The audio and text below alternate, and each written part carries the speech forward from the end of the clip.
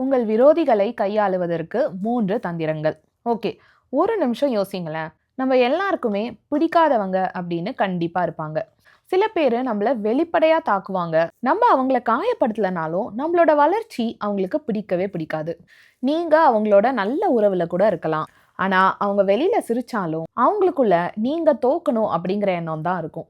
ஆஃபீஸ்ல, உறவினர்கள்ல, நண்பர்கள்ல இந்த மாரி மக்கள நம்ம தினந்தோறும் ஃபேஸ் பண்ணிட்டு தான் இருக்கோம். அவங்கள கண்டுக்கவே கண்டுக்காதீங்கப்பா அப்படின்னு நான் சொல்ல போறதில்ல. அது பிராக்டிகலா முடியவும் முடியாது. நான் படிச்ச புக்ஸ்லேருந்தும், நான் கத்துக்கிட்டதுலேருந்தும் ஒரு முக்கியமான பாயிண்ட்ட சொல்றேன். நமக்குள்ள இருக்கிற எதிரிகள நம்ம ஃபேஸ் பண்ணிட்டோம்னா, நமக்கு வெளில இருக்கிற எதிரிகள ஃபேஸ் பண்றது ரொம்ப ஈஸியா இருக்கும். இது ரிலேட்டடா இந்த வீடியோல 3 பவர்ஃபுல்லான ஐடியாஸ நான் ஷேர் பண்ண போறேன். இந்த ஐடியாஸ அச்சீவ் பண்ண நம்ம எந்த மாரி ஜர்னலிங் டெக்னிக்ஸ் மற்றும் அதர் டெக்னிக்ஸ யூஸ் பண்ணலாம் அப்படின்னும் இந்த வீடியோல டீட்டெயில்டா ஷேர் பண்ண போறேன். அதுக்கு இந்த வீடியோவ ஸ்கிப் பண்ணாம கடைசி வரைக்கும் பாருங்க. நம்ம லைஃப்ல எத அச்சீவ் பண்ணணும்னாலும் நம்மளோட மென்டல் ஹெல்த் அப்படிங்கிறது ரொம்பவே முக்கியம். அதுக்காக தான் நான் வாரந்தோறும் psychology, mental health, personal development மற்றும் மணி மேனேஜ்மெண்ட் ரிலேட்டடான வீடியோஸை நான் போட்டுட்டு வரேன். நம்ம சேனலுக்கு உடனே சப்ஸ்கிரைப் பண்ணி வச்சுக்கோங்க. பக்கத்துலேயே அந்த பெல் ஐக்கனையும் அழுத்தி வச்சுக்கோங்க. நான் போடுற வீடியோஸ் வாரந்தோறும் உங்களை வந்து சேரும். நமக்கு பிடிக்காதவங்க நம்மளோட எனர்ஜியை ட்ரெயின் பண்ணி விட்டுருவாங்க. இதனாலேயே அவங்க என்ன சொன்னாங்க, ஏன் அப்படி சொன்னாங்க அப்படின்னு நம்ம ஓவர் திங்க் பண்ணிகிட்டே இருப்போம். நம்ம அவங்க கிட்ட அப்படி சொல்லியிருக்கலாமோ, இவங்க கிட்ட இப்படி சொல்லியிருக்கலாமோ அப்படின்னு யோசிச்சுட்டே இருப்போம். நமக்கு பயங்கரமா கோவம் வரும். ஆனா ஹெல்ப்லெஸ்ஸா ஃபீல் பண்ணுவோம். ஒரு பக்கம் அவங்க பண்றது நியாயமே இல்லைன்னு தோணும். இன்னொரு பக்கம் சரி அதெல்லாம் மறந்துட்டு நம்ம மன அமைதியோட நிம்மதியா இருந்தா போறோம் அப்படின்னு தோணும். இந்த மாதிரி நம்மள மென்டலா டிஸ்டர்ப் பண்ணிட்டு இருக்கிற இந்த எதிரிங்களை நம்ம எப்படி ஹேண்டில் பண்ணலாம் அப்படிங்கிறதுக்கு 3 தந்திரங்களை நான் ஷேர் பண்ண போறேன். முதல் idea, attack your enemies with your response. நம்மளோட மென்டல் எனர்ஜியை நம்மளோட எமோஷன்ஸ் தான் கண்ட்ரோல் பண்ணுது. கோவம், பயம், பதட்டம் இதெல்லாம் நம்மளோட பாடியையும் நம்மளோட மனசையும் மட்டும் அஃபெக்ட் பண்ணுறது இல்லாமல் நம்மளோட பிரெயின் பவரையும் அஃபெக்ட் பண்ணுது. இந்த மாதிரி கோவத்தினால நமக்கு மெமரி லாஸ் கூட வரும் அப்படின்னு ப்ரூவ் பண்ணப்பட்டிருக்கு. இந்த எதிரிகள் மேலே நமக்கு இருக்கிற இந்த கோவம் ஃபஸ்ட்டு நம்மளை தான் அழிக்கும். இந்த மாதிரி மற்றவங்க மேலே உங்களுக்கு அளவுக்கு அதிகமாக கோவம் வரும்போது நீங்கள் எப்படி ஃபீல் பண்ணுறீங்க, அது உங்களை எப்படி அஃபெக்ட் பண்ணுது அப்படின்னு கமெண்ட்டில் ஷேர் பண்ணுங்கள். இப்போது நம்ம பிடிக்காதவங்க சொல்கிற எல்லா விஷயத்துக்குமே நம்ம கோவப்படுறோம், பயப்படுறோம், பதட்டப்படுறோம், இல்லைனா ஆர்கியூ பண்ணுறோம். இந்த மாதிரிலாம் பண்ணுறோம்ல, இதுதான் அவங்களுக்கு நம்மளை சீண்டி பார்க்கறதுக்கு கிடைக்கிற ரிவார்டு. ஒரு தடவையும் நம்மளை அவங்க சீண்டும் போது நம்ம எரிமலை மாதிரி வெடிக்கிறோம்ல, அப்போது அவங்க மனசில் ஓடுற விஷயம் என்ன தெரியுமா?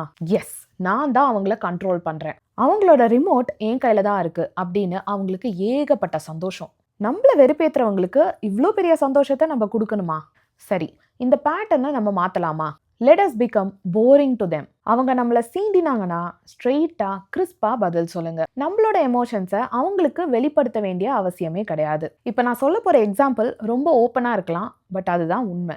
குறைக்கிற நாய் மேலே கல் தூக்கி வீசினோன்னா அது இன்னும் ஜாஸ்தியாக தான் குறைக்கும். ஆனால் திரும்பி பார்க்காம போயிட்டே இருந்தோன்னா அது ஆட்டோமேட்டிக்காக டயர்டாக சைலண்ட் ஆகிடும். உங்களோட எனர்ஜியை நீங்கள் பாதுகாத்துக்கோங்க. பவுண்டரிஸ் செட் பண்ணுங்க. பணம் காசை விட உங்களோட மென்டல் ஹெல்த், உங்களோட மென்டல் பீஸ் ரொம்பவே முக்கியம். யூஸ் நான் வயலண்ட் கம்யூனிகேஷன். நம்ம கோவப்பட்டு கத்துறதை விட பவர்ஃபுல்லாக நேராக கண்ணை பார்த்து பேசுறது தான் ரொம்ப எஃபெக்டிவாக இருக்கும். ஆஃபீஸில் இப்போ நான் சொல்ல போகிற விஷயம் ரொம்ப காமனானது. நம்ம செஞ்ச வேலைக்கு வேற ஒருத்தருக்கு கிரெடிட்ஸும் அப்ரிஷியேஷனும் போடுதுன்னு வச்சுக்கோங்களேன். நம்ம கத்தி சண்டை போடுறது தான் நம்மளோட காமனான ரியாக்ஷனாக இருக்கும். பட் அசர்ட்டிவ் கம்யூனிகேஷனை நம்ம ஃபாலோ பண்ணும்போது டைரெக்டாக பேச கற்றுக்குறோம். நான் பண்ண வேலைக்கான ரெக்கக்னிஷன் எனக்கு கிடைக்காததுனால நான் ரொம்ப டிசப்பாயிண்டடாக ஃபீல் பண்ணுறேன்.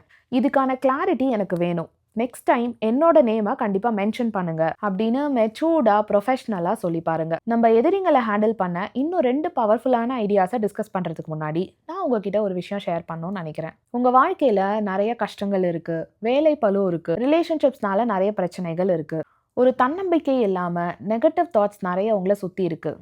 இதனால உங்களுக்கு கிடைக்க வேண்டிய மரியாதை கிடைக்கல, கன்சிஸ்டண்ட்டாக உங்களால் ஒரு வேலையை செய்ய முடியல, அதுக்கான மோட்டிவேஷனும் உங்களுக்கு இல்லை அப்படின்னா என்னோட ப்ரைவேட் கன்சல்டேஷன் செஷன்ஸில் லைஃப் ரீசெட் ஃபார்முலா அப்படிங்கிற மெத்தடை யூஸ் பண்ணி எப்படி நீங்கள் உங்கள் மைண்டை உங்களுக்கு சாதகமாக்கிக்கலாம் அப்படின்னும் இந்த ஸ்ட்ரெஸ்ஸு, பதட்டம், பயம் அப்படிங்கிற சுழல்லேருந்து வெளியே வந்து எப்படி நீங்கள் மன அமைதி, நிம்மதி, அன்பு மற்றும் வெற்றியை ஈர்க்கலாம் அப்படின்னு முழுமையாக தெரிஞ்சுப்பீங்க.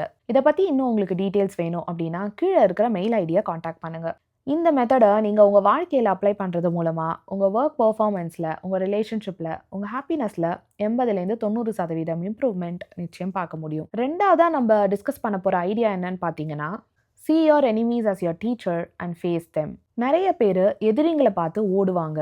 சில பேர் தான் இந்த எதிரிங்களை ஃபேஸ் பண்ணி அவங்க கிட்டேருந்து கற்றுப்பாங்க. நம்ம நண்பர்கள் எல்லாருமே நமக்கு பிடிச்சா மாதிரி, நம்மளை சந்தோஷப்படுத்துகிற மாதிரி தான் பேசுவாங்க. ஆனால் நம்மளோட எதிரிகள் தான் நம்மளோட வீக்னஸ் என்ன, நம்மளோட ட்ரிகர் என்ன, எந்த விஷயத்துலலாம் நம்ம கஷ்டப்படுறோம் அப்படிங்கிறத கரெக்டாக தெரிஞ்சு வச்சுக்கிட்டு அந்த விஷயத்தில் ஹர்ட் பண்ணுவாங்க. ஃபீட்பேக் அப்படிங்கிறது நம்ம இம்ப்ரூவ் பண்ணிக்க ரொம்ப இம்பார்ட்டண்ட்டான விஷயம் இல்லையா? நம்ம எதிரிங்கனால தான் நம்மளை பற்றி ஃபில்டரே இல்லாமல் ஃபீட்பேக் கொடுக்க முடியும்.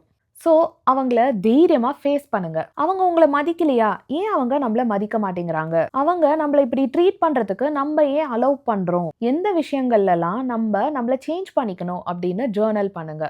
அந்த விஷயங்களில் ஒர்க் பண்ணுங்க. ஆக்சுவலாக இவங்க மூலமாகவே நம்ம சக்ஸஸ் ஆகிடலாம். நானே அப்படிதாங்க. நம்மளை பிடிக்காதவங்க உன்னால் இந்த விஷயத்த பண்ண முடியாது அப்படின்னு சொல்லிட்டாங்கன்னா அவங்க எப்படி அப்படி சொல்லலாம்? ஏன் அவங்க நம்மளை பார்த்து இந்த மாதிரி சொல்கிறாங்க அப்படிங்கிறத அனலைஸ் பண்ணி உடனே அதை செஞ்சு காமிச்சிருவேன். பட் நம்ம செய்யறது நமக்கு பிடிச்ச விஷயமா இருக்கணும், அது வேற. பட் அதான் அவங்க நம்மளை பற்றி சொல்கிற விஷயங்களை கன்ஸ்ட்ரக்டிவ் கிரிட்டிசிசமாக எடுத்துக்கிட்டு அதில் நம்ம ஒர்க் பண்ணலாம். நான் சில ஜேர்னலிங் ப்ராம்ஸ்லாம் உங்களுக்கு கொடுக்குறேன். உங்கள் ஜேர்னல் எடுத்து இதெல்லாம் நோட் பண்ணிக்கிட்டு இன்னைக்கு நைட்டு ஜேர்னல் பண்ணி பாருங்கள். ஓகே, ஃபஸ்ட்டு எனக்கு பிடிக்காதவங்க என்ன செஞ்சால் நான் அஃபெக்ட் ஆகிறேன். செகண்ட், அவங்க செய்யறது மூலமாக என்னை பற்றி நான் என்ன தெரிஞ்சுக்கிறேன். ஒரு எக்ஸாம்பிளுக்கு ஒருத்தங்க நம்மக்கிட்ட பெர்மிஷனே கேட்காம நம்மளோட திங்ஸ் எடுத்து எல்லார்கிட்டையும் கொடுக்குறாங்கன்னு வச்சுக்கோங்க. அது உங்களை அப்படியே இரிட்டேட் பண்ணுது. ஆனால் உங்களால் எதுவுமே ரியாக்ட் பண்ண முடியல. உள்ளே அப்படியே குபு குபுன்னு எரியுது. ஆனால் நீங்கள் அப்படியே சைலண்ட்டாக இருக்கீங்க. அன்னைக்கு நைட்டு உங்கள் ஜேர்னல் எடுத்து நீங்கள் எழுதலாம். நான் ஏன் அவ்வளோ சைலண்ட்டாக இருந்தேன்? நான் ஏன் அப்படி ரியாக்ட் பண்ணேன்? இந்த இன்சிடெண்ட் என்னை பற்றி என்ன சொல்லுது அப்படின்னு எழுதுங்க. உங்களுக்கே உங்களை பற்றி நிறைய விஷயங்கள் தெரிய வரும். அதுக்கான ஆன்சர்ஸும் கிடைக்கும். இந்த கேள்விக்கான உங்களோட ஆன்சர் எதுவாக வேணா இருக்கலாம். நான் எங்கே சண்டை வந்துருமோன்னு பயப்படுறேனோ, என்னை சுற்றி இருக்கிற ரிலேஷன்ஷிப்ஸை நான் லூஸ் பண்ணிடுவேன்னு பயப்படுறேனோ, இந்த மாதிரி என்ன நடந்தாலும் நான் குவைட்டாக தான் இருக்கணும் அப்படின்னு நான் சின்ன வயசுலேருந்தே ட்ரெயின் பண்ணப்பட்டிருக்கேனா, இந்த மாதிரி விஷயங்களெல்லாம் நீங்கள் டீட்டெயில்டாக அனலைஸ் பண்ணும்போது உங்களுக்கே இந்த மாதிரி சுச்சுவேஷன்ஸ்லலாம் நம்ம என்ன பண்ணலாம் அப்படின்னு புரிய வந்துடும். மூணாவது முக்கியமான தந்திரம், உங்கள் சக்ஸஸ் தான் உங்கள் எதிரிங்களுக்கு தக்க பதில். அவங்க பண்ணுறதுக்கெலாம் நம்ம ஆர்கியூ பண்ணும்போது அவங்களுக்கு தான் நம்ம முக்கியத்துவம் கொடுக்குற மாதிரி ஆயிடுது. அவங்க சொல்கிறதுக்கெலாம் நம்ம ரியாக்ட் பண்ணிகிட்டே இருந்தால் அவங்களுக்கு தான் நம்மளோட கண்ட்ரோலை தரும் அப்படின்னு ப்ரூவ் ஆகுது. அதே மாதிரி அவங்களுக்கு நம்ம ஓவர் எக்ஸ்பிளைன் பண்ணுறது அவங்கள ரொம்ப பவர்ஃபுல்லாக ஃபீல் பண்ண வைக்கும். ஸோ நம்ம சக்ஸஸ் தான் அவங்கள நம்மக்கிட்ட தேவையில்லாமல் நெருங்க விடாமல் பண்ணும். ஸோ சக்ஸஸ் அப்படிங்கிறது நம்ம பெரிய செலிப்ரிட்டி ஆகணும், பெரிய பணக்காரன் ஆகணும் அப்படின்னுலாம் சொல்ல வரல. ஒரு மனிதனோட ரியல் சக்ஸஸ் என்ன?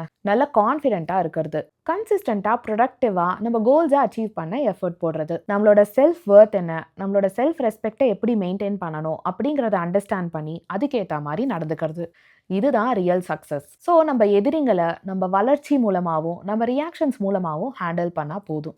உங்களுக்கு நெருக்கமானவர்களே உங்களை கஷ்டப்படுத்துகிறாங்க அப்படின்னு ஃபீல் பண்ணுறீங்களா? இதை பற்றி நான் நம்ம சேனலில் டீட்டெயில்டாக ஒரு வீடியோ பண்ணியிருக்கேன். அந்த வீடியோக்கான லிங்க்கையும் இந்த வீடியோவோட ஃபஸ்ட்டு கமெண்ட்டில் பின் பண்ணியிருக்கேன். செக் பண்ணி பாருங்கள்.